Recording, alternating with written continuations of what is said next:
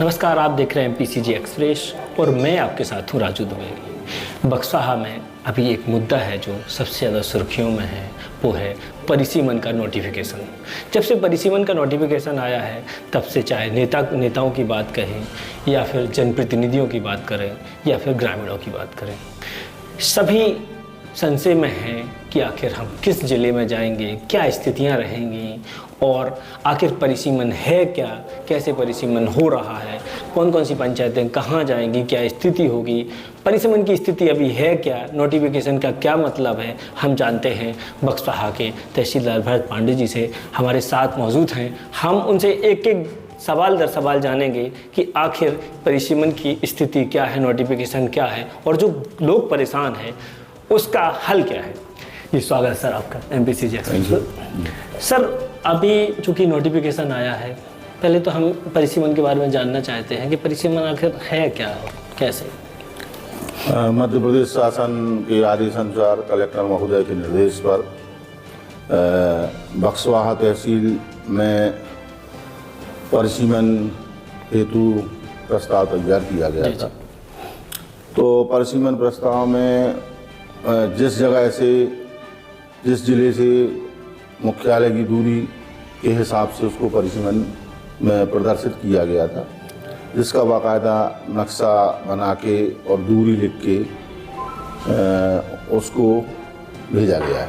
Sir सरल भाषा में कहें तो ये कि जिस जिले मुख्यालय से जिस गांव की दूरी ज़्यादा है उनका परिसीमन किया जा रहा है। हाँ जी, जैसे कि अपने छतरपुर से लगा हुआ पूरा बाजना बेल्ट है जी, और दरगुआ से बाजना वाला, तो उसको छतरपुर जिला में यथावत रखा गया है परिसीमन के प्रस्ताव अनुसार। और बक्सवाहा की दूरी दमोह से 50-55 किलोमीटर है।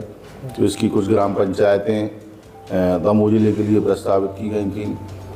सागर से लगा हुआ जो बेल्ट है आपके दलपतपुर और शाहगढ़ से, उसको सागर में प्रस्तावित किया गया था। और इस टाइप का प्रस्ताव शासन की मंशा अनुसार भेजा गया है और उसमें कार्रवाई जारी।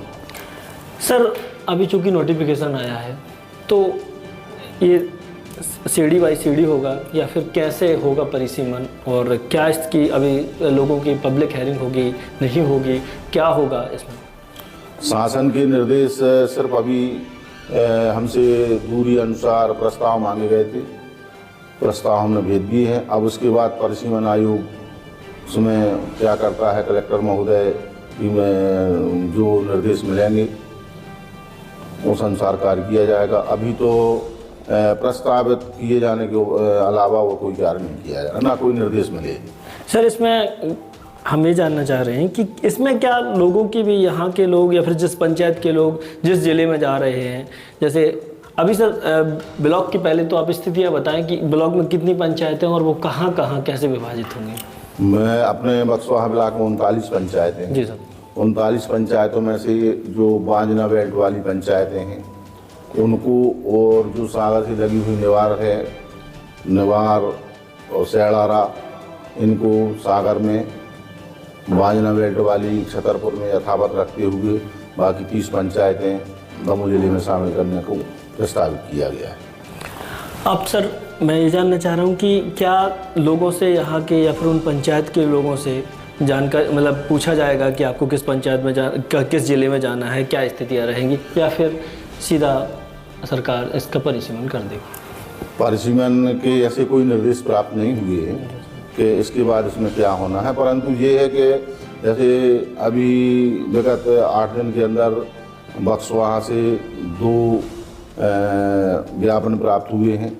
जो बक्सवाहा वासी चाहते हैं कि बक्सवाहा को जिला बनाया जाए। इसी संबंध में, जिला बनाए जाने के संबंध में कल भी एक ज्ञापन प्राप्त हुआ है, उसको भी कलेक्टर महोदय की ओर भेजा गया है। सर जैसे यहाँ के जो जनप्रतिनिधि हैं, साथ ही ग्रामीण हैं, वो ज़्यादातर विरोध कर रहे हैं कि परिसीमन निरस्त किया जाए, तो ऐसे में आपने कहा कि ज्ञापन कलेक्टर सर को भेजा गया है, क्या स्थितियाँ बनेगी और अभी तक आपने इन सब चीज़ों को कैसे स्थितियाँ हैं? ज्ञापन मूलतः कलेक्टर महोदय को भेजा गया है। निश्चित है कि शासन को उसकी जानकारी जाएगी। यदि ग्राम और क्षेत्रवासियों का मतलब यदि उनको इस परिसीमन में आपत्ति है तो उनकी सुनवाई की जाएगी। सर एक चीज़ और मैं जानना चाह रहा हूँ कि अगर पूरा ज़िला जैसे एक ब्लॉक, जैसे लोगों की यहाँ मांग है कि पूरा जो ब्लॉक है वो एक ज़िले में सम्मिलित कर दिया जाए, चाहे वो 3 ज़िले में से किसी में भी सम्मिलित कर दिया जाए, तो क्या ऐसी स्थितियाँ भी बन सकती हैं? ये परिसीमन आयोग के ऊपर है। उच्चाधिकारी कलेक्टर महोदय इसमें व्यक्तिगत रुचि ले, बल्कि अगर ग्रामवासियों को या ग्राम पंचायत के वासियों को, जनप्रतिनिधियों को इसमें आपत्ति है तो वे स्वयं जाके चर्चा कर सकते हैं। परिसीमन के जो प्रस्ताव हमारे यहाँ से गए हैं उसका विरोध वहाँ भी प्रकट कर सकते हैं, और यहाँ प्रकट कर रहे हैं तो हम ज्ञापन के माध्यम से बाकायदा भेज रहे हैं उनको। अभी ऐसे कोई निर्देश नहीं है कि इसके आगे क्या होना है। और सर जो पंचायतें जिस ज़िले में जा रही हैं तो उन पंचायतों के भी जैसे जो जनप्रतिनिधि चुने गए हैं तो उनसे भी क्या ये पूछा जाएगा या फिर वहाँ के लोगों से जैसे पब्लिक हेयरिंग की जाएगी या फिर जानकारी ली जाएगी क्या कि तो आप वहाँ जाना? इस संबंध में जानकारी नहीं है।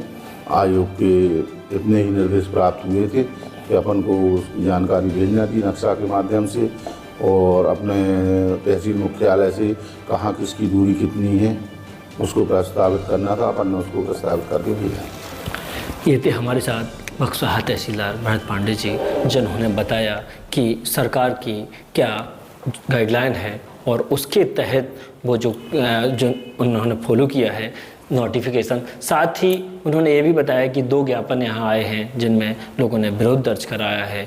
अब देखना होगा कि वरिष्ठ अधिकारी क्या करते हैं और सरकार इस पर क्या एक्शन लेती है।